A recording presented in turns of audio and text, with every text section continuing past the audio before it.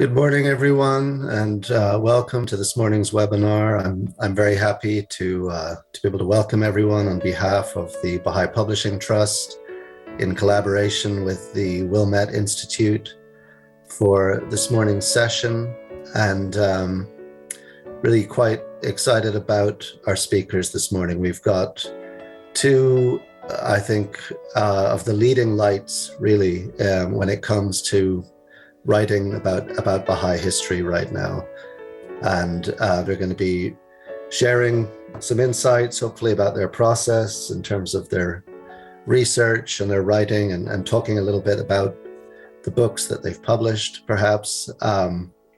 So I'll introduce them both briefly now. Michael Day is going to begin this morning. Michael has a background in journalism. I won't go into everyone's academic credentials and all of that in great detail. I think the good news is that Michael is now currently focused on writing Baha'i history, and has recently published a series of books with George Ronald about the history surrounding the Shrine of the Bab. Those are Journey to a Mountain, Coronation on Carmel, and Sacred Stairway. And I think also a recent book of photographs called The Queen of Carmel. So those are all available at BahaiBookstore.com. Those are all highly recommended. If you don't have those, please do investigate those. Those were published by George Ronald, and really an excellent contribution to Baha'i literature. Before Michael starts, I'm going to say a few words about our other guest, Angelina Allen. Angelina has, in recent years, published a couple of books with us at the Baha'i Publishing Trust.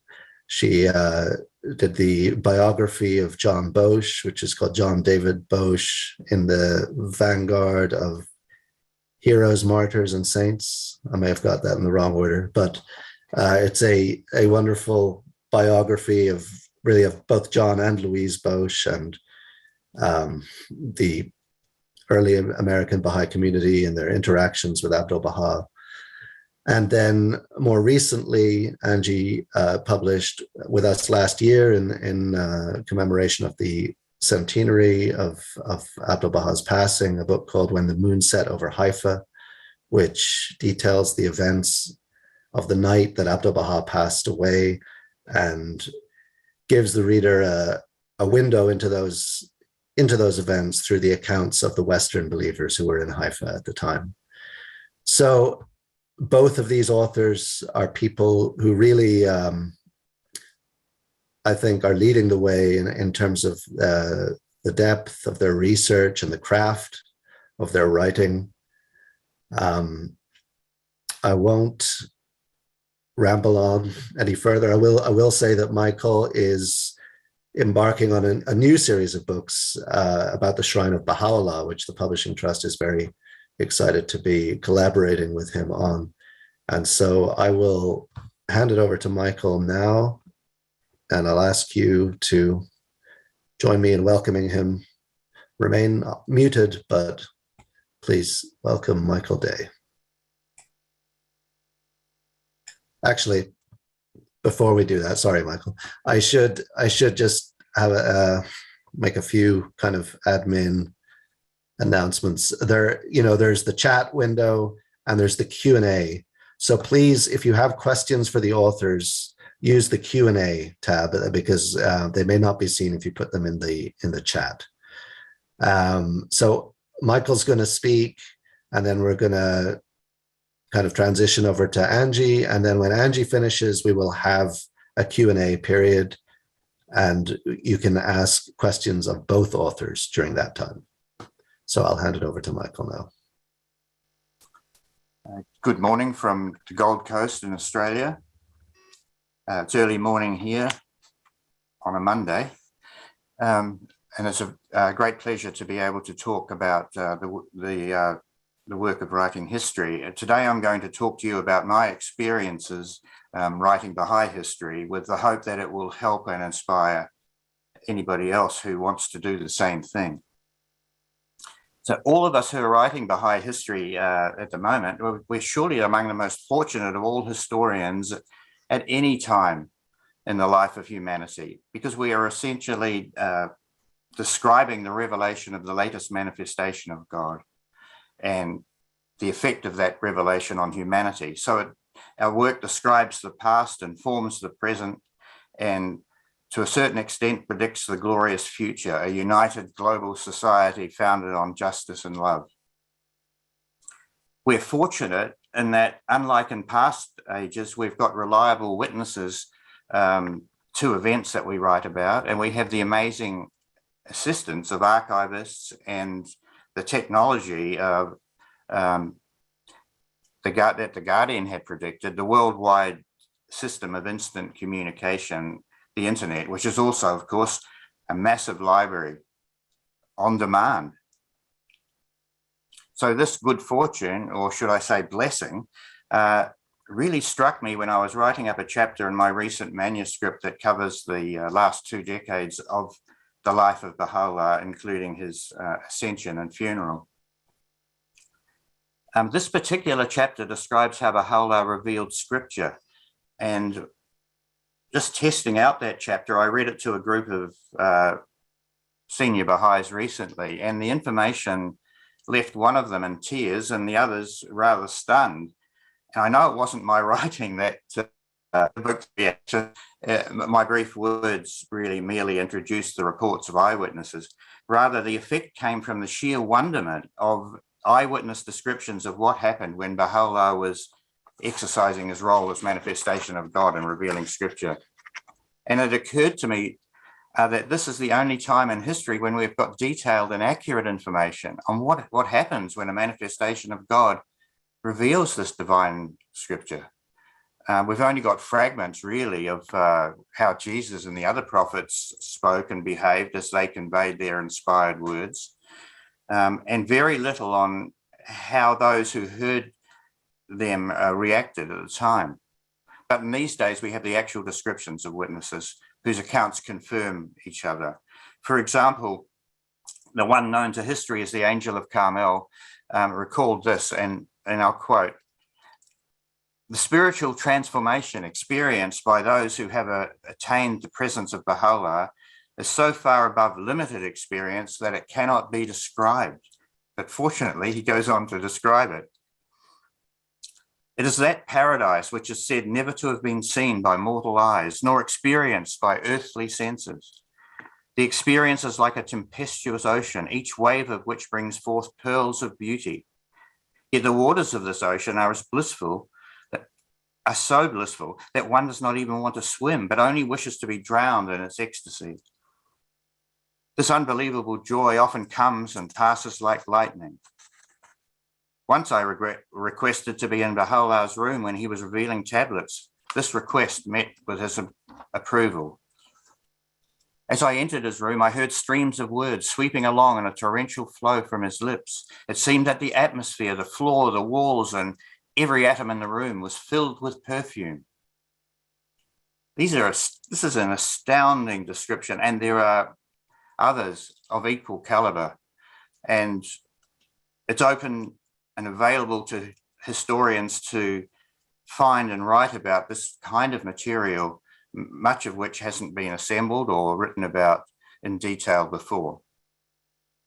Today, then, I will speak to you about the topics, choice of topic and readership, the sources of information, the value I see in history, or the value of histories, the style, examples and inspiration, different ways of writing your history, and working with publishers. But first of all, let's deal with the enemy of all of us who want to write a history, and that is the one that strikes many a writer, and that enemy is procrastination.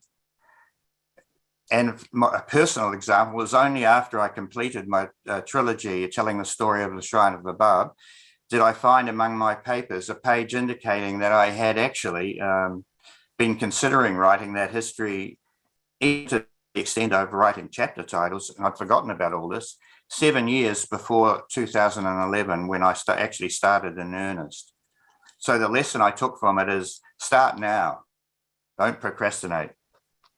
The topics, now let's look at some possible topics. I think there are many. There are so few historians, as perhaps Baha'is really mentioned, relative to the amount of material available, that the field is wide open. Just for example, you could do something about a story in detail of the letters of the living or the lives of one or two. And what about researching in detail about what Baha'u'llah did in the Baghdad years? How about stories of the individual holy places? Yes, they've been written about to a certain extent, but you will have your own take on them. And you will also find that many histories have been general, but yours can be in particular on your topic. Your history could even be about your local community or individuals that impress you, as my co-presenter Angelina did so well with her great book, When the Moon Sets Over Haifa, which I recommend, describing the experiences and personalities of those 6 Western Baha'is who had the amazing privilege to be present on the night of the ascension of the Master. Now, what about some preconditions? Let's look at a few of the preconditions, I think, for a Baha'i eager to address a historical topic in a book. One is, the number one, I think, is you just have to be extremely enthusiastic, burningly curious about your topic, because you'll be thinking about it every day for a number of years. In fact, to the end of your life, I would imagine, because I think of mine quite often. And I hope that when we enter my fantasy of the Abha Kingdom, which is a great library, I hope that we will continue to think in the next world, or to be embraced in that topic when we pass away. But in my case, it took 8 years until the final book in my trilogy, Sacred Stairway, was completed and published. So it's a long time to be thinking about one topic every day, whether you're walking on the beach or doing the dishes or waiting on the traffic lights, walking the dog. You think about it all the time. And be assured that curiosity is enshrined as a basic principle of our faith by the injunction to independently search after truth, a task that I think we should continue with all our lives. And it's best, I just say this briefly, but don't let any individual put you off, because you can find that people say, oh no, you can't do that, you won't be allowed to do that, or there won't be any material. Don't listen to that. If that's your topic, that's your topic, and I'm sure that you'll be helped find the material. My interest in the Shrine of the Bab was prompted by reading in God Passes By the brief reference to the concealment of the Bab's sacred remains in Persia. And that was the spark. I could see that it must be some amazing stories. And I asked around a bit, not many people knew much. And then I was living and working near the Shrine of the Bab at the time. And I became interested in how the sacred remains were interred in that shrine. And plus, I'd always loved the book Chogi Effendi, Recollections by Hand of the Cause, Ugo Giaccheri. So, and now recently I've been devoting a lot of my time to researching the last 2 decades of the life of Baha'u'llah. And a brief reason is that probably like all of us, I've got a fascination for and a love for the shrine. Now, continuing with considerations of the topic, we come to a very important one. You must think about whether there'll be many potential readers of your proposed book. This is both a commercial and a sacred decision, I think, just tied up in one. Commercial because the publishers, Baha'i or otherwise, they need to make money to pay themselves and the staff and to publish more books. So it's best not to waste your time on some minor scrap of information of interest only to you, to find that the publishers will advise you that that's not something that they're probably going to run with. The topic, I think, is a sacred consideration because we're now involved in a 9-year plan where it's obvious, judging from the recent conferences around the world, that the morale and the inspired activity of Baha'is must be raised to a high level as we engage more deeply and widely in the Baha'i community. in the wider community. It doesn't mean our topic has to be of great interest to those members of the wider community, but it must be to the Baha'is, I think. For example, I've got another manuscript underway, and I'm quite a way into it. It tells the story of the Ark on Mount Carmel. And now this could be somewhat interesting to people who are not Baha'is and people who live, say, in the Holy Land or in Haifa. But far and away, the most important interested people, the important audience, will be Baha'is. And we think we know a story in general, but we should realize that much of our history, as I mentioned before, is told in outline, general, and the angels, not the devil, the angels are in the detail. A long-term, for instance, divinely inspired project to build a spiritual metropolis on the mountain of God involved many people, from the manifestation to volunteers in our current time. And my belief is that when Baha'is know about this and about other topics,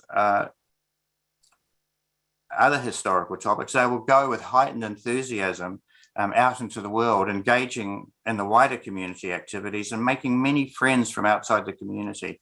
And they'll have it confirmed that they're part of a faith whose achievements are more astounding than they previously thought, inspired by a manifestation of God whom they now know more about than any other manifestation in history. Now, of course, the questions that are raised are, where do we get information on our topics? Well, of course, from other Baha'i histories, and of course, the God Passes By is really a fantastic source. With Baha'i histories, not that the God Passes By has footnotes, but other other Baha'i books have footnotes, and also they have bibliography. So these are sources for further reading on the topic, and you'll find probably branching out into your topic sometimes. And of course, now we have Baha'i archives, our local Baha'i archives, national Baha'i archives, and of course the international ones at the Baha'i World Centre. Other sources, the Baha'i Library online, I used a lot, and Ocean and the Baha'i Reference Library and others. And of course, magazines, blogs, people's blogs, internet sites. And if you're doing a more modern history, you can contact those who are still alive, which has been my privilege to do. Now, what about the value of history? I think we all need to be assured of the importance of our work. We're unlikely to be making a lot of money. Maybe our descendants will, but you need another driver. You need a driving motivation in addition to satisfying your curiosity, and it's the importance. I think it's the importance of work for others. Sure, there's a definite need for books on such matters as personal prayer and meditation, how to energize a 19-day feast, all these helpful books, kind of topics.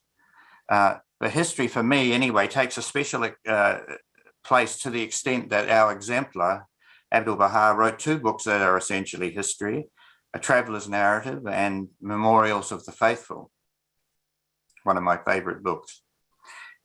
One of the first tasks of The Guardian was, in fact, to translate a history, the one written by Nabil, and to which he gave the title The Dawnbreakers. Chogi Effendi gave the title The Dawnbreakers, and it was the only book he wrote, and the only book he wrote was the amazing historical review, God Passes By, which is an example of compression of information. And in that book, as I did, you can find many ideas upon which you could expand and which you could make your topic. You can be one of those future historians The Guardian often refers to. The Universal House of Justice also arranged the publication of A Century of Light and other publications with historical components, such as the Peace Message. Histories are valuable in their own right, but they also can help fulfill the injunction to teach. As The Guardian wrote, quote, "The day will come when the cause will speed like wildfire, when its spirit and teachings will be presented on the stage, or in art and literature as a whole. Art can better awaken such noble sentiments than cold rationalizing, especially among the masses of the people." And then we come to style, and people will ask themselves, are you qualified to write? Well, you probably are, or you soon can learn to be. There are different styles of writing. I write in a journalistic style because of my background as a journalist on daily newspapers. And I attempt to use that style for which it was designed, and that is to interest the masses in a story, to get a wide audience reading a story and to continue reading on. And not to put the book down and then not get back to it. There are techniques. I mean, there are other styles as well. The style of the academic, for example, which has a great value in that it's maybe, while it's perhaps less lively, but it's faultless in its recording and logic. So there is that kind of style. If you're an academic, you can do it that way. But if you're not either a journalist or an academic, and but you think you can write good emails or a university essay, you can learn the style that I recommend for most newcomers, a journalistic style. And there are plenty of manuals out there teaching the style, and through them you can learn to start powerfully with your story, how to breathe life into your story by using quoted remarks by relevant people, by using easy to understand vocabulary, active verbs, and a variety of sentences. There are many tips. You'll learn to check your work by asking who, what, when, why, and how. You can also see how the best of journalists read it, in columnists in prestigious newspapers, or to the writers of engaging feature stories in your local newspapers, broadsheets, or tabloids. And none of it comes easy to everybody, or any of us really, as in terms of that special inspiration that we think of. In a letter written on behalf of Shoghi Effendi in 1947, so I think, my guess is that it's probably written or penned by Ruhiyya Khanum with the approval of the beloved guardian. You can see it on page 393 of Lights of Guidance. The words are, "The world's greatest writers and painters have not been under psychic influence, but through innate ability, practice, and study, have given us their masterpieces. This is the normal way for inspiration to reach us, through the channels of our own abilities." So by honing our own abilities and actually stepping forth and doing it, you will find that you attract inspiration. And another good thing to do, which you probably already do, is read Baha'i histories to see how their style works by, for instance, the great Marzieh Gale, or books by modern writers like Catherine Hoganson with her excellent books. With the latest one, I highly recommend. But two of them I highly recommend. And books by my co-presenter Angelina, and the two Roberts, Stockman and Weinberg. And how about Earl Redman, who made the jump from being a geologist to find that he struck the most valuable gold in his history books.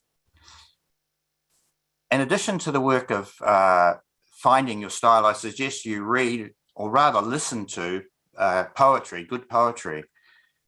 The best poets are artists who use words to paint beauty, and you can hear many of them on Spotify. And if you listen to the reciting of poetry, it somehow uplifts you in the world of language. I find listening to inspiring music without words, I can even write with that music. If there's words in it, I can't write with it, but inspiring music. And of course, reciting the short prayer of visitation before you write, and then asking the concourse on high, especially the Baha'i historians who are now in the Upper Kingdom, for assistance. And we must always remember that we can't afford to bore our readers. We're living in an era now of fragmented attention times, and we have to accept this. I think people have been conditioned to scan, so we must accommodate that to a certain degree. And I find that short chapters help, and you can have a hanging, leave them hanging with some point at the end of your chapter to drive them on to read the next chapter, either that night or that day and the next day. We can learn a lot from Edward Granville Brown, who first became interested in the faith from a history book, and he described it as a masterpiece of historical composition, this most perfect presentation of accurate and critical research in the form of a narrative of thrilling and destined interest, such as one may indeed hope to find in the drama or romance, but can scarcely expect it from the historian. Well, let's try and make people expect it from the historian. There is a special pleasure awaiting, spending your waking hours being with Baha'u'llah, the Bab, the Master, and the Shoghi Effendi in your mind and in their writings. You feel as though you're with them and with eminent believers as you go into the detail of their lives. And you will surely find, I think I probably speak for most Baha'i historians, that on one early morning or one late evening or perhaps in the middle of the day, you'll be delving into divine history and suddenly feel a mysterious wafting, which you will know in your heart is from the concourse on high. And when dealing with particularly sacred subjects, you write in breathless awe of what you're writing about. And sometimes you'll be amazed at the privilege of, well, I think of it as dipping your pen in the divine ink and letting the words flow out from you. That's the thrill. That's the thrill of being a creative writer as a historian. Now, there are different ways of writing your history, but perhaps the way that I do it and might help others to combat the procrastinator within us and to start. And the first is write a synopsis, which is really a summary of your story long before you've completed your research. You know, what is the story that you're thinking of doing? And does it still appear fascinating to you when you've done maybe 300 or 400 words on one page? Then create a skeleton. You could, a list of chapters that you think will fly. Later, you can breathe life into those bones, but at least you can sort of see the path out in front of you. And where to begin? Well, it's up to you.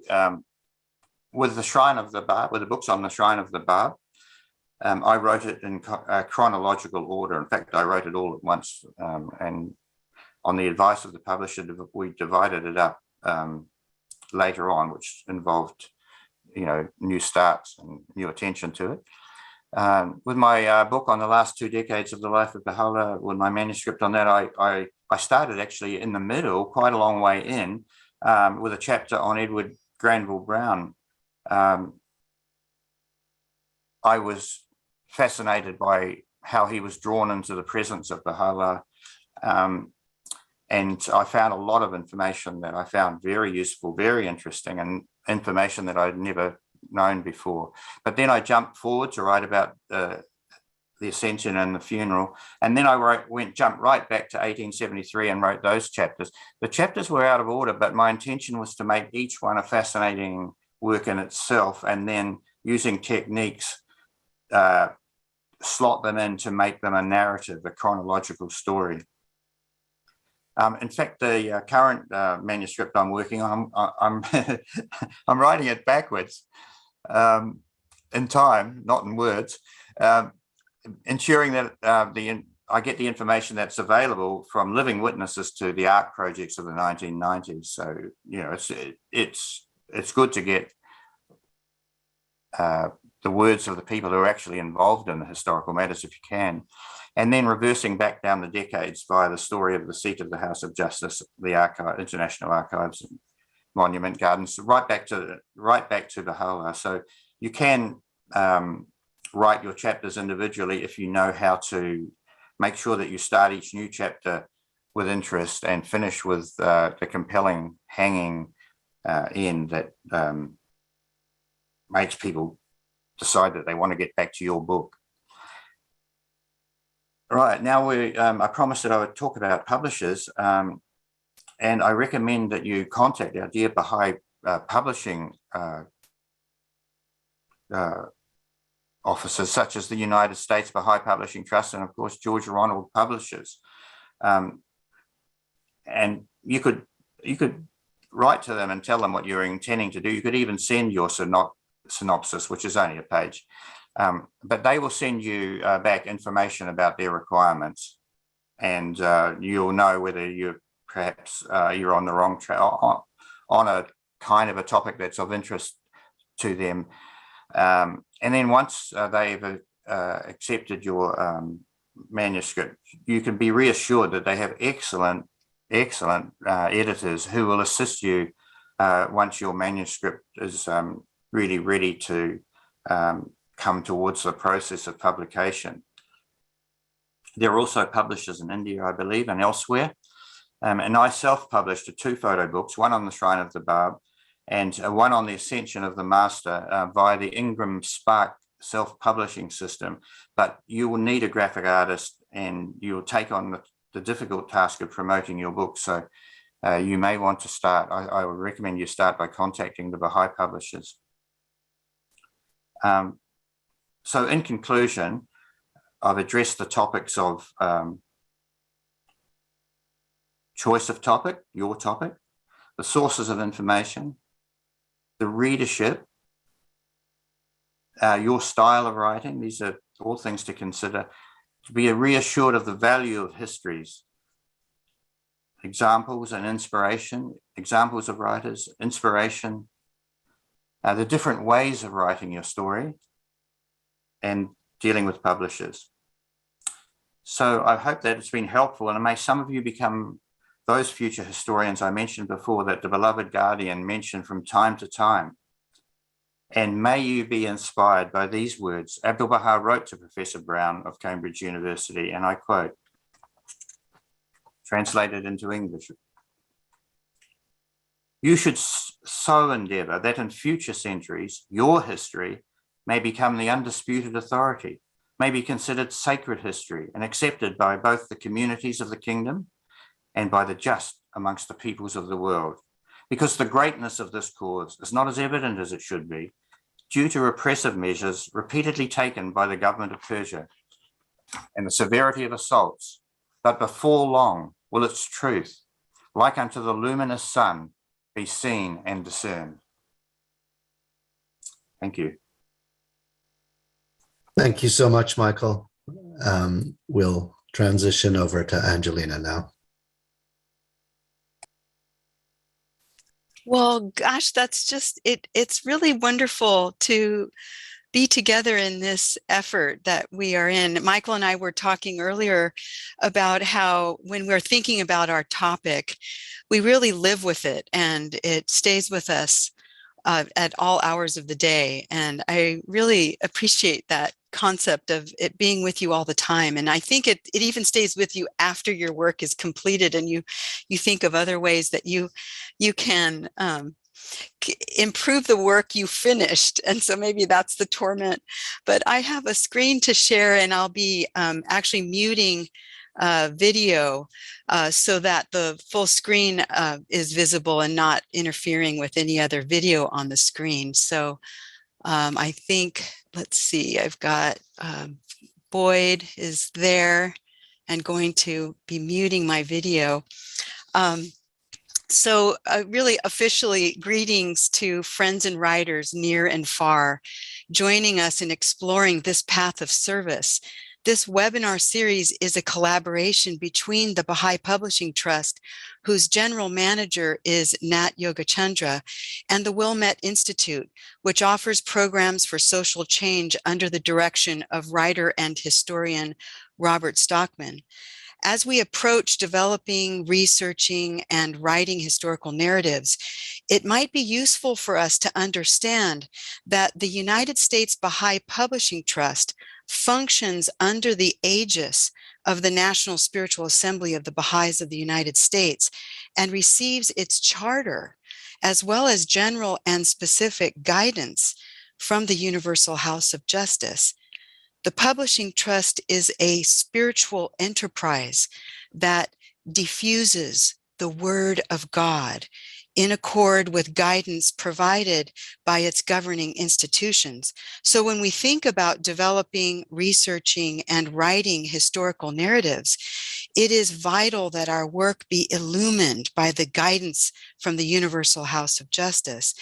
In an excerpt from a letter dated 27 August 2019, the House of Justice states, writing books about the lives of persons who have passed from this world and are therefore no longer able to speak for themselves imposes on Baha'i biographers an obligation not only to be accurate and truthful, but also to represent their subjects with the same respect for their dignity and privacy that is owed to living persons.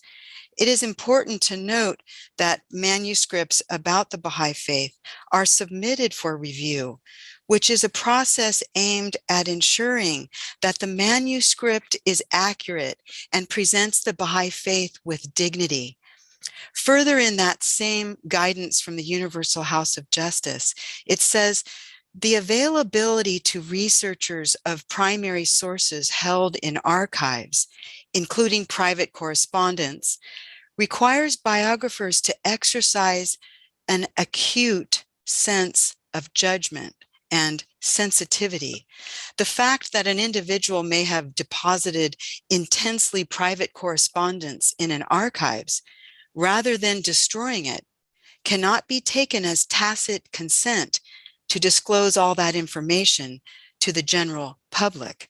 As stated by the Universal House of Justice, publishing the contents of a letter containing gossip or other information that the writer would never have uttered or circulated publicly infringes the person's privacy and places the writer of the material in the position of doing something that the subject would not have consented to do while alive. For example, some years ago, I requested from the Universal House of Justice permission to compile and publish the diary papers of Hand of the Cause of God, Keith Ransom Kaler. The reply I received from the House essentially reiterated that because her diary papers are private, it is assumed that such papers give information that the writer would never have uttered or circulated publicly. That is not to say that a biography cannot be written about the life of Keith Ransom Kaler. It just means that information that she intended to keep private must be kept private. The Universal House of Justice states, Baha'i authors should carefully examine the assumptions and motivations underlying the approaches they take so that they may avoid unconsciously imitating contemporary tendencies. For example, to presume that fidelity to truth demands the disclosure of every available piece of information, no matter how unworthy or scandalous, and to mistake a catalog of private details for the true and lasting meaning of life. The true and lasting meaning of life. It can be told in so many ways and with accuracy and dignity. Baha'u'llah states that our purpose is to work for the betterment of the world. So it seems to me that this can be the theme of the lives of those we choose to write about. When Martin Luther King Jr. was asked how he would like to be remembered by future historians, he said, I want you to say that I tried to love and serve humanity. Quite often, the people we choose to write about are deeply humble souls who never imagined that in their life, it would be that their life would be chronicled after their death. I am thinking of American poet Emily Dickinson, who was alive in the world at the time of the revelation of Baha'u'llah. Although she was not directly aware of the teachings of the Baha'i Faith, certainly she was influenced by the effect of Baha'u'llah's presence on earth. She wrote hundreds of poems on little pieces of paper and kept them tied up in small bundles under her bed. And after passing, her poems were discovered, and she is now regarded as one of the most beloved of American poets. And yet, to tell her life story, one cannot ignore that she herself felt her own humility and smiled at it, as in this poem, I'm nobody. Who are you? Are you nobody too? Then there's a pair of us. Don't tell, they'd advertise, you know. How dreary to be somebody. How public, like a frog, to tell one's name the livelong June to an admiring bog. If we are to give due diligence to the humility of our subjects, how much more then is the humility required of ourselves? With the help of the guidance from the Universal House of Justice, we are not only guided in developing our narrative, but this same guidance from the House can apply to how we conduct our research. We have easy access to the Baha'i writings, to literature, to newspaper articles, to ancestry records, and in some cases to oral histories. You will find the most precious treasures in our national and international archives. And because the treasure chest there is vast, it is important that you are very specific about what you are looking for. For example, when I was researching the life of John Bosch, I asked the Archives Office if it had any letters written from John Bosch to Louis Gregory. The Archives Office replied that it did not have letters from John Bosch to Louis Gregory. So I emailed again and asked, does the Archives have any letters of correspondence from Louis Gregory to John Bosch? And the Archives replied, yes, and sent me copies of 2 letters from Louis Gregory to John Bosch.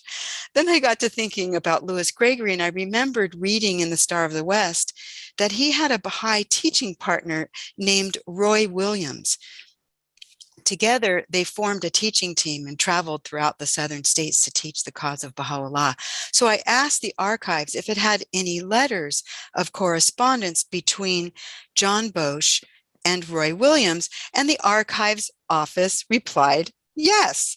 Roy Williams and John Bosch corresponded as early as 1922, and in one instance, Roy wrote to John, the master so wished to have a constant intercommunication between the individuals in the cause, both by visits physically and visits by pen. So the archives can be a great resource, but you'll have to be specific about what you need. In addition to reliance on the archives throughout the development and research stage of your project, we have a wealth of Baha'i literature that can be useful during the research stage of your project. For example, in my research for When the Moon Set Over Haifa, one of the Western believers present in the house of Abdu'l-Baha on the night of his passing was Dr. Florian Krug. While I found a great deal about his life in the society pages of the New York Times, I was struggling to articulate a connection between his material life and his spiritual life. There is a brief vignette of him in Marcia Gale's Arches of the Years, where she writes, Florian Krug attended Freiburg University and was a member of the Hasso-Baruso Studenten Corps.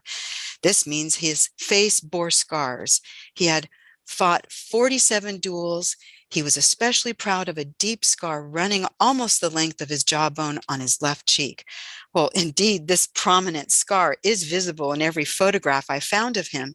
And I knew there had to be some transformation from the pride he took in this scar to the humility of spirit he developed after becoming a Baha'i.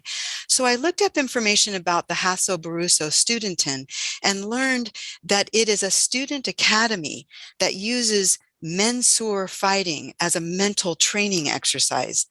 Mensur fighting is not a duel. Rather, each opponent must stand his ground in a fixed position and strike at the other from that fixed position. The aim is to maintain one's position, even if it means enduring a smite to the face by the opponent's sword.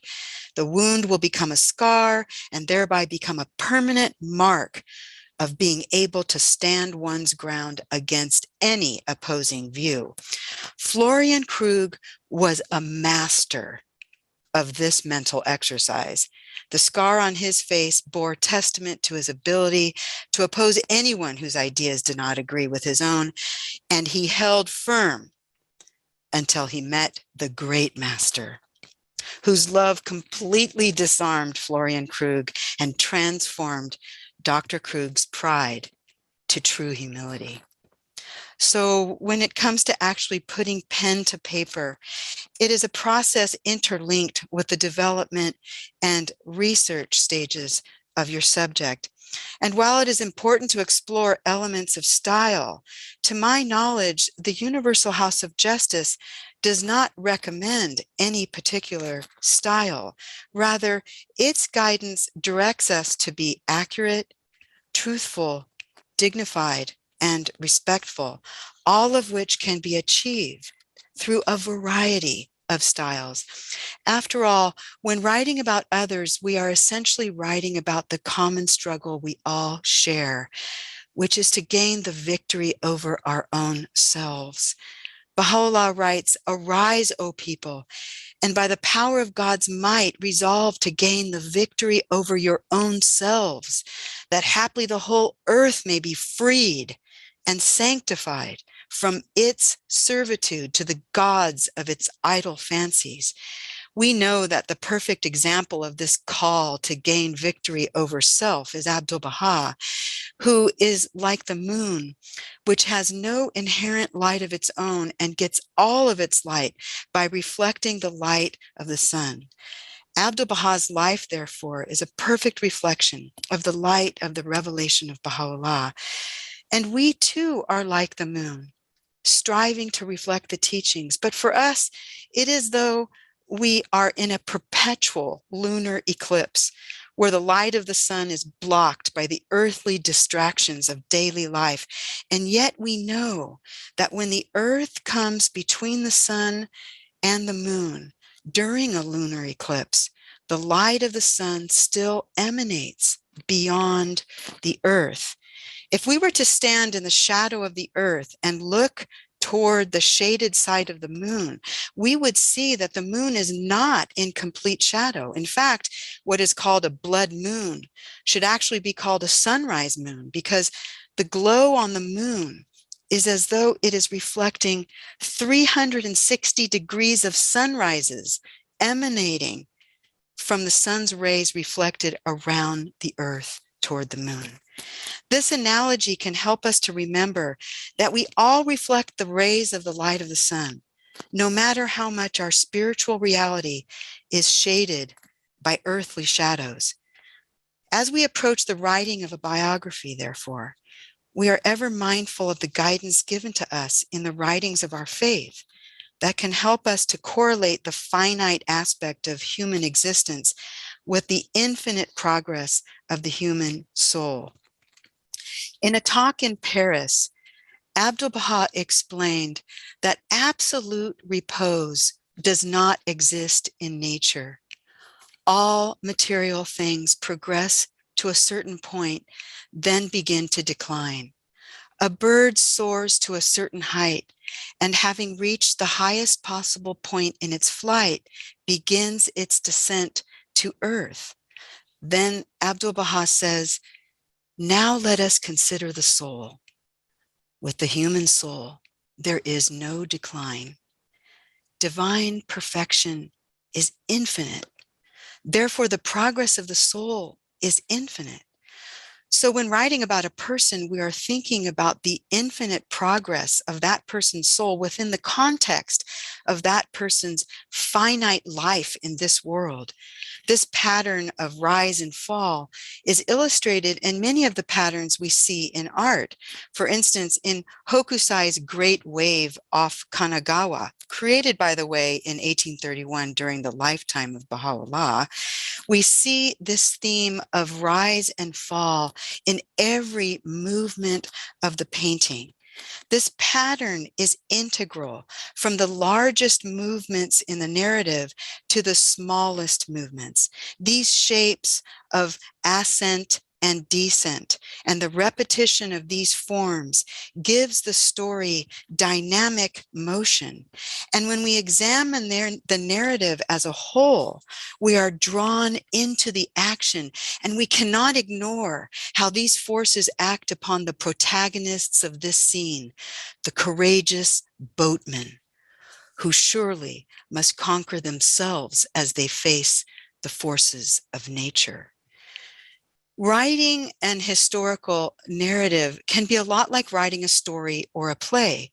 Act 1 is the exposition of your subject. Act 2 presents the rising action of the story.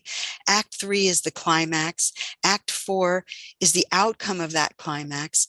And Act 5 is the resolution.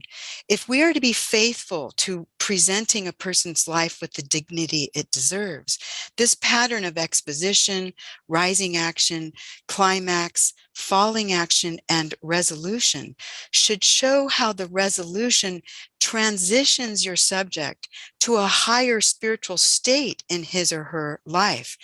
This can be the pattern of a single chapter, and the chapter that follows begins where the point of resolution began, and the next chapter progresses from there to your subject's next resolution. These traditional patterns can be useful, but they are not absolute. Nevertheless, we are drawn to patterns that we find in nature. For example, this tree is shaped in a natural way, whereas this tree is not. The difference is that this tree does not follow a coherent pattern. Trees, and narratives for that matter, follow a natural pattern created by the forces of nature. A tree will branch out in repetition of its fundamental structure. And as we think about the events in the life of our subject, it can be the very structure that gives light to the development, research, and writing of the narrative. If we can discern the basic pattern of a human being's life, and if we can map those patterns together as a whole system, then we can begin to put into writing the narrative of a person's life. And hopefully you will find that these natural patterns illustrate the highest attainments your subject can make in both the finite realm of human existence and the infinite one. I wish to conclude these thoughts on writing about the lives of those who have ascended to the eternal realm by thinking about the 2022 Rizwan message of the Universal House of Justice and its use of an extraordinary image of an ark at sea. We understand that the ark refers to the cause of Baha'u'llah. Nevertheless, we writers of historical narratives can hardly resist thinking of how this metaphor of the ark might also suggest to us the great voyage of life, with its crises and victories, its advances and setbacks, its egress and regress, as each of us makes our way toward eternity. The Universal House of Justice writes, "The believers know that whatever storms lie ahead, the arc of the cause is equal to them all.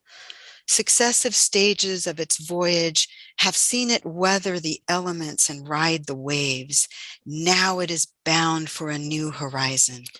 The confirmation of the Almighty are the gusts that fill its sails and propel it towards its destination. And the covenant is its lodestar, keeping the sacred vessel set on its sure and certain course." So in many ways, as we write about the lives of those who've passed on, we are making sure that that sacred vessel is set on its sure and certain course. Well, thank you so much, Angie, and thank you, Michael, both for such wonderful and enlightening and really illuminating presentations. This was particularly exciting and helpful, I think, to hear you both talk, in quite practical terms about your process and so much of what goes into writing and researching a historical book. So again, if people have questions, please put them in the Q&A box, not in the chat. They probably won't be seen in the chat.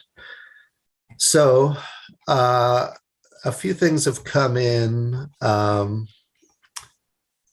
Let's see. I answered a couple of questions in the chat and the Q&A just regarding submissions information for the Publishing Trust and contact information for the archives. Let's see. There's one relatively simple question from Michael that was just, please have Michael repeat the quotation about how in the future people will flock to the faith, and if he knows it offhand, where it's from. Yes, I do know where it's from. Also, which one is it? The from the Guardian.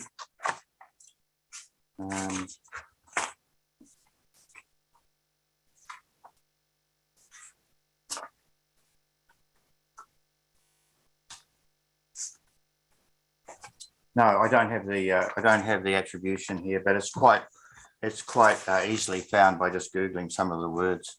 That's the good thing about Google, by the way. Nearly all the quotes, you only have to know a few of the words and put Baha'i in it, and you usually find the quote on Google somewhere. So I'm sorry, I don't know that one. That's fine. Okay, well, there's a few things here. I'm trying to find some things that might be applicable to you both. Let's see, one person says, can you share some more about what to include and what to exclude from a historical narrative? I wonder if either of you have additional thoughts on that. I have some thoughts on that. Thank goodness for the review process. And if you wish to publish through the United States Publishing Trust, if you wish to publish any work that explains about the Baha'i Faith and uses quotations from the Baha'i Faith, it has to go through review. And it's such a protection for us and helps us to make sure that we are on target and being fair and accurate. And so some of the things that we really wish to include, we would be guided from that. I've certainly been guided from things that I wanted to write and was guided away from stating it that way, because it falls into like personal opinion. And so I have a lot of personal opinions about some of the history of a person's life, but unless I can support that with actual details from that person's life, then it's just my own, it's too much of an insertion of my own personal opinion. And as far as I go, I suppose I'm so used to writing as a journalist that I'm used to excluding extraneous material for the fear of clogging the story up with too much irrelevant material, which stops the flow of the story and will stop your reader reading. I remember sitting in the bus once, looking at someone reading my story on a newspaper and then turning the page before they'd finished, and I was most offended. But I should really been looking at my own style and thinking, oh, I mustn't have made it interesting enough. So in addition to what Angelina says, which I endorse, obviously the task of a writer is somewhat similar to a sculptor, in that the sculptor can see in the marble the figure that's going to emerge from it, and they spend a lot of their time taking away excess material. And so always keeping in mind the reader, always keeping in mind that you want them to keep on going till the very end, you have to make sure that your material is relevant, on point, and interesting. And I think you'll find that you'll be tempted sometimes. We're all tempted to put in everything, but we do have to be disciplined to make the story interesting and mobile, moving on towards the end of the book. Someone's asked Angelina specifically if you could expand on how you implement the tree and its branches as a way of writing about and organizing material regarding a person's life. And maybe there'll be thoughts from Michael just in terms of how you go about organizing. Yeah, I think, and I love the way Michael said that a lot of the way his style is influenced by journalism. And I think it's so important that every one of us here, like I see some people on this call who are, Tom Lysat's on this call, and he's a playwright, and certainly his way that he will write will be influenced by the fact that he's a playwright. Other writers are, other people on this call are philosophers and have philosophy as their kind of their background, and so the work would end up being very philosophical. My background is English literature. I taught the 12th grade course for high school students called Advanced Placement English Literature. It's a college level course taught at the 12th grade level, and I taught that. I taught high school for 32 years, and so my background is really British literature, and much of the way that we understand a story is a branching out. And I just really firmly believe that, as Baha'u'llah says, that nature is the mirror of the divine. And so in nature, we can find the clues to how we should operate in our lives. And so a tree is really a symbol of how we can think about a story. And we have like, for instance, if we think like right now, I'm thinking about the life of Keith Ransom Kaler. How can I think about her life in kind of a simple structure? And there are many books can be written on Keith Ransom Kaler. So my approach might have this structure. And then I think, well, how can I branch out from that simple structure and just add branches and even maybe blossoms to the threads of that structure? So it's kind of an organic way of thinking about writing a person's story. So it's just an approach. But the other thing I'll say about considering nature, when we look at the tallest living thing on earth, that's a redwood tree. And if you know what the seed of a redwood tree looks like, it's teeny tiny. And if you take that seed and you put it in your hand, and then you look at a redwood tree, which can't be photographed, it's too tall, it can't be painted. I mean, they defy encompassing it into one frame. But everything that tree is going to be is in that seed. So there's some truth to looking at the seed and thinking about the growth of that tree to where it gets to the size that it is. And how can I imitate that in the spirit of my writing? It might be just too esoteric for some writers, but it does really work for me. I find that very interesting, listening to somebody who specializes in the structure of a story. In journalism, we're taught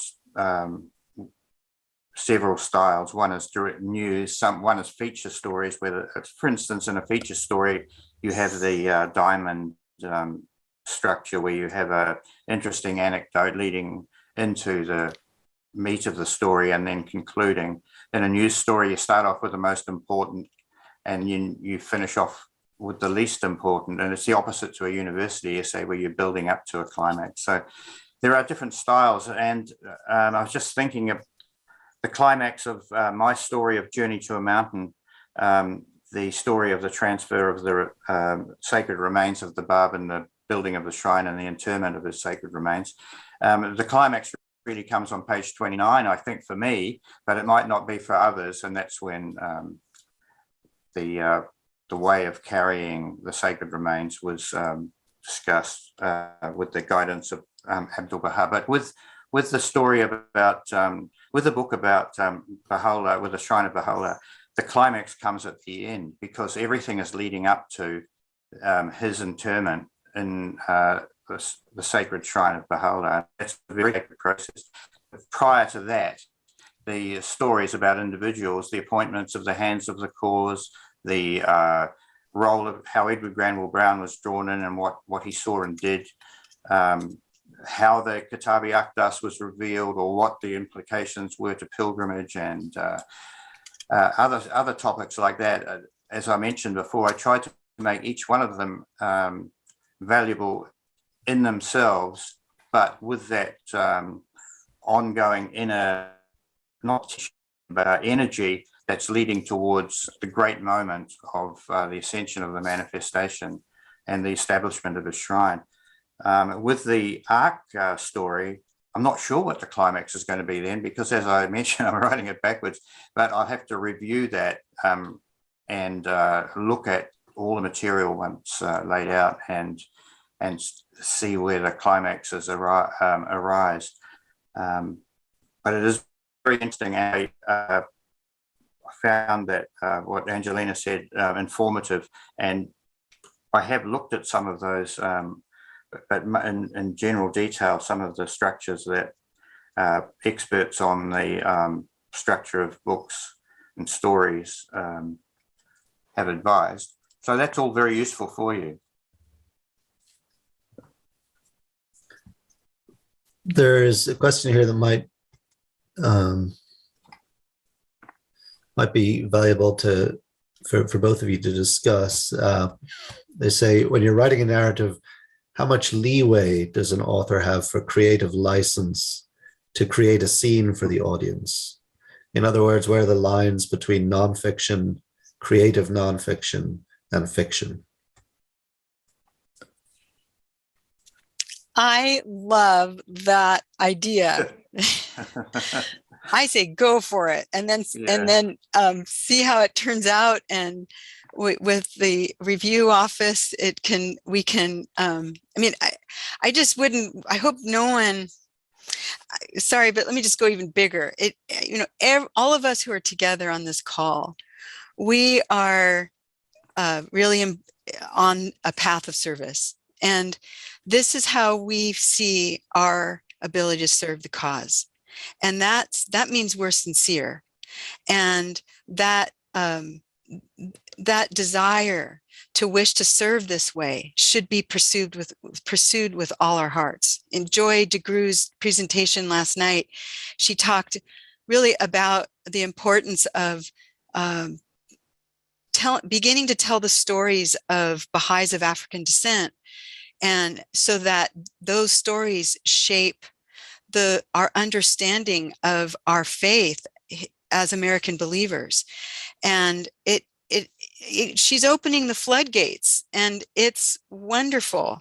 And the playwrights we have in the cause are, ready and able to begin embarking on this effort to serve the cause by creating literature that it's inevitable that fiction and nonfiction start to come together. And there might be a time when we cross the line, but that's the value of review, and it's a real protection to ourselves. But I hope that we all really throw ourselves into what our desire is and see what comes of it. Yes, I agree, and I think that you're not just assembling a list of facts. You're writing, and you try and have a flair for your writing. You try and make it interesting, compelling, uplifting, motivating to incorporate some of the things in your lives. But to finish the book, as I say before, you get all the information to be uplifted. And so but this question is very, very relevant, because in some cases you have to assemble and tell a narrative from the clues that you have. But so attentive to accuracy that I feel, coming from a journalistic background, although some of you may feel that journalists don't strive to be accurate, they do actually good journalists do always strive to be accurate. I hated it whenever I got something wrong. And so the process that helped guide me through it was I footnote in somebody complained actually about my books, too many footnotes, and there were 1,000 of them in the Coronation of Carmels. So that person had a point, but I didn't know why they objected to having more information. But anyway, so I try and back up everything that I say, but on the other hand, there is some license in assembling lists of clues, and then in fact in some parts of my writing I say, we don't know for sure, but this is what what could have happened. This is what's likely to have happened, I should say. But saying this very carefully and making sure that you don't prescribe exactly what happened if you don't know. And this is the test of the writer of the search for truth, for accuracy. Accuracy is so important, but also is style and beauty. Beauty is very important. And to make your text beautiful. And I took notice of what Angelina said about Mr. Lysart being on screen, and I thought, oh, this is a person who knows about this, and his book, and his book, read his book, and you're engaged in a creative process as well as one of historical accuracy. So. Yeah, I just want to also mention, and it came up in the question about the process of review.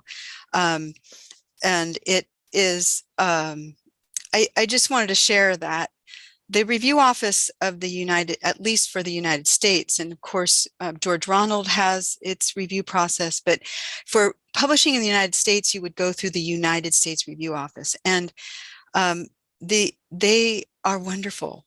They are guided by the directives given to them by the Universal House of Justice.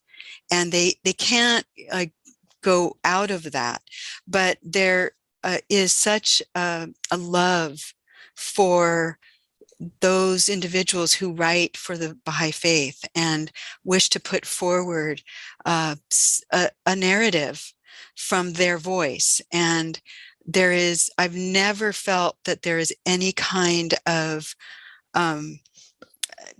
it's all positive. I can't even describe the negative because I can't think of it that way.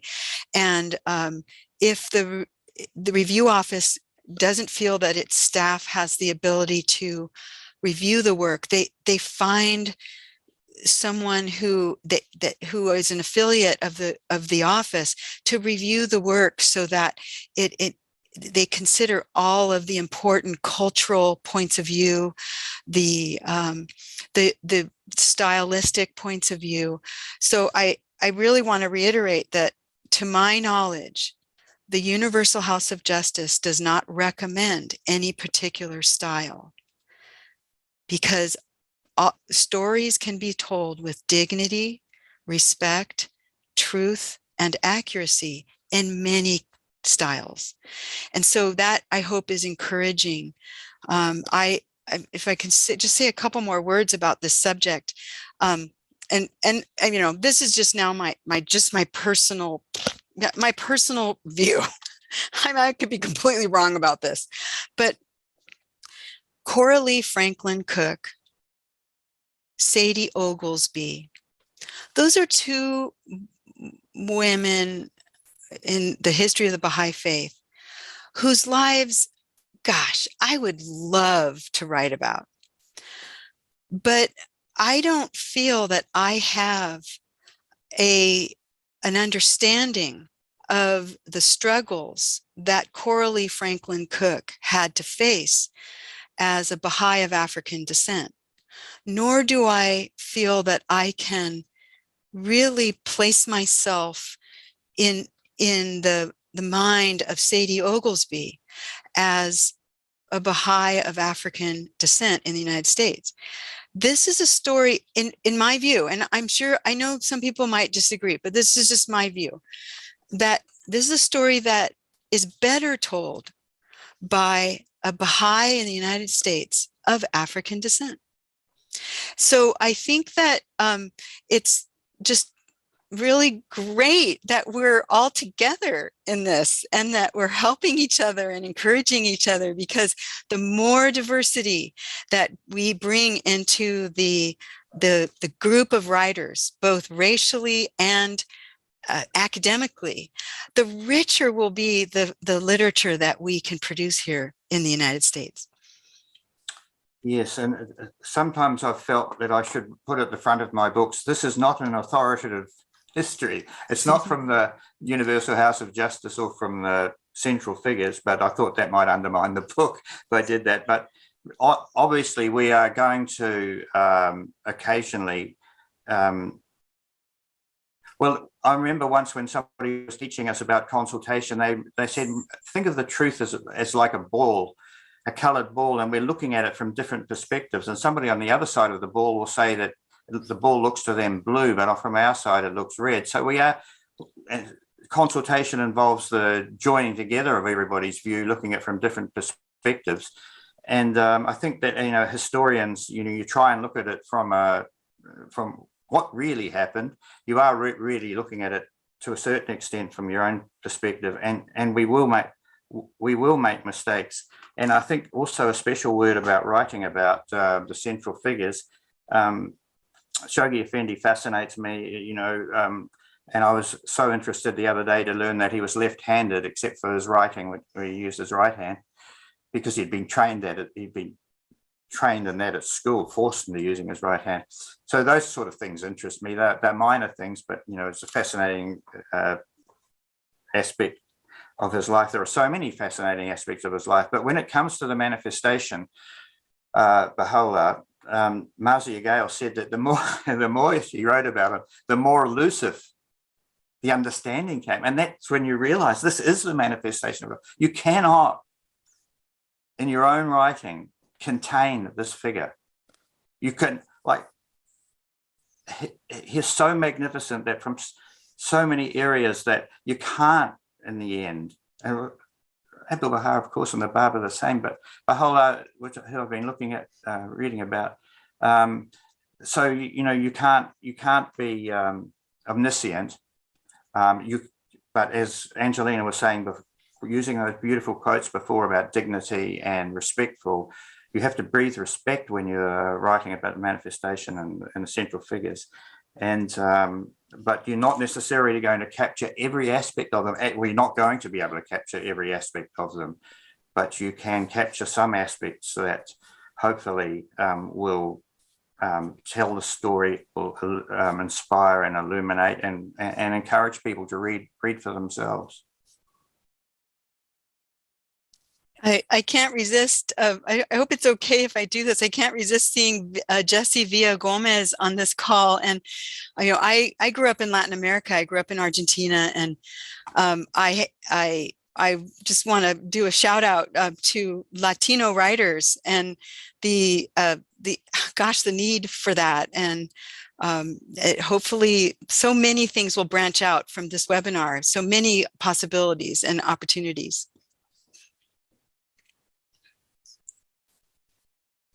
Thank you both.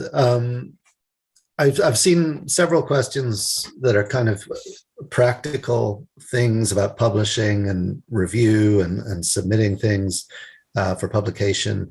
I just wanted to mention that we have another webinar today at 2:00 Central, 3 Eastern, and that's a panel discussion with staff from the Baha'i Publishing Trust and George Ronald, as well as the review office here in the United States. So that will be a session to really get practical information about a lot of those subjects. I think there's a number of questions, but I think a number of recurring themes that you've both touched on related to a lot of these questions that are coming in. So I don't think we're going to have a chance to go through all of them. One thing that has come up a little bit is just archives and sort of accessing unpublished papers and things like that. And I wonder if both of you might have a few thoughts on that. I do, but Michael, do you want, I feel like I've talked a lot. Michael, do you want to start with the archives question?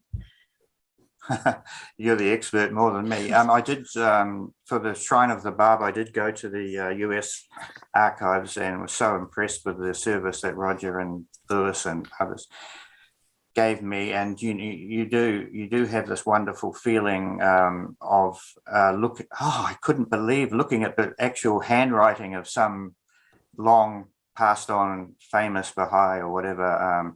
The thrill of it is something. So I got some great information and photographs from that archives, and in the Australian archives, I saw the movie that saw parts of the movie that was taken of the grounds, in the 1950s of the gardens around the shrine, things like that. I mean, you find some magical things, and you find some information, and in terms of these, you get assistance from the Baha'i World Centre. Obviously, they're very busy, but when I try to restrain my questions to them for the crucial aspects, but they provide a loving service there, so that's good as well. I think that over to you, Angelina. Well, it's important to remember that if you write to the international archives at the World Center, you won't hear back right away. It might be a month, maybe 2 months, 3 months before you hear back. So you just have to have this long view of the development of your story, and not think that, I mean, it's going to take a couple years to complete a project, or 3 years. So you can't think that it's going to take, maybe just a year. So I confess that I had to learn that the hard way. I thought, God, why haven't they emailed me back? My first email to the international archives, I'm so embarrassed. And then our national archives, they are very swift. I mean, you'll hear back within 2 weeks, and that's fast, I think. And so Ed Sevcik is the head of the U.S. Archives now, and he has a staff. Roger Dahl, Lewis Walker has retired, and so he has a growing staff there. And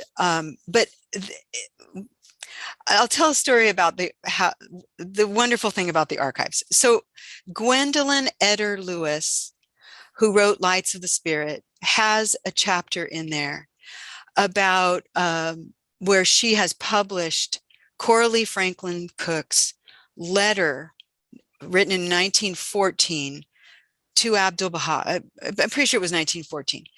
And it's where Coralie Franklin Cook pours her heart out to Abdul Baha and says, this is what's really happening right now in the American Baha'i community and in the United States. It's such a wonderful letter, and so just beautiful in how she concludes it about her devotion to the cause, despite the shortcomings of the believers themselves. And so I thought, gosh, I wonder what else is in, and I wonder what else is available. Like Gwendolyn Eder Lewis got this obviously from an archival source. So then I was continuing my reading of Lights of the Spirit, and Gwendolyn Eder Lewis mentions Sadie Oglesby. So I thought, oh gosh, I've got to know more about Sadie Oglesby. So I wrote to the archives, and I said, I know that Sadie Oglesby spoke at the 1927 Baha'i Convention. Do we have a transcript of that? And of course, the answer is yes. And yes, here's the whole transcript of her talk. So the treasures there are absolutely astounding, and it kind of makes you wonder, gosh, what else is there that I don't even know about? So it just means that you just have to keep searching and keep pushing, and don't be afraid to write to the archives. They're so generous. That's what they're there for. But just be patient, because they may not be able to answer your question as quickly as you thought they might for that purpose. Oh, and one more thing. Sorry, I've written to archives in other countries. I've written to the archives in Japan. I've written to the archives in Germany. So you can write to the archives all over the world and get all kinds of wonderful things. Yes, I had that experience with Germany and Ed and his team in the United States and the Baha'is in Australia who do that. One thing I was going to say is I would suggest don't fall into the trap of thinking that there is somebody in Haifa who's got your full story and can tell you it. There's not. Your story is going to be original. They'll have information, but there's nobody there sitting there writing up your story. You have to figure it out. And some of the things that I figured out via photographs as well, analyzing, for instance, the path of the funeral of Abdul Baha and things like that, and where certain things were at that time. You can find through photographs, aerial photographs, and other things. So there's not. I used to think, that there was somebody in Haifa who knew everything. But, your story is particular to yourself, and your job, one of your roles is researching it and finding it for others. And that's part of the excitement.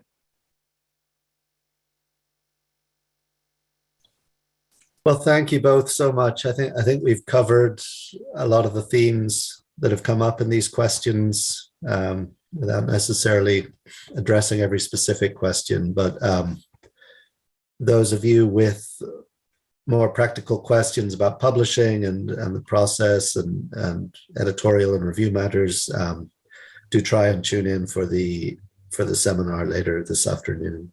But thank you so much to Angelina and Michael for giving us their time and sharing their insights today. This has been a wonderful session. Yeah, thank you to everyone. Yeah, thank you. It's really nice to be able to talk about your books to others.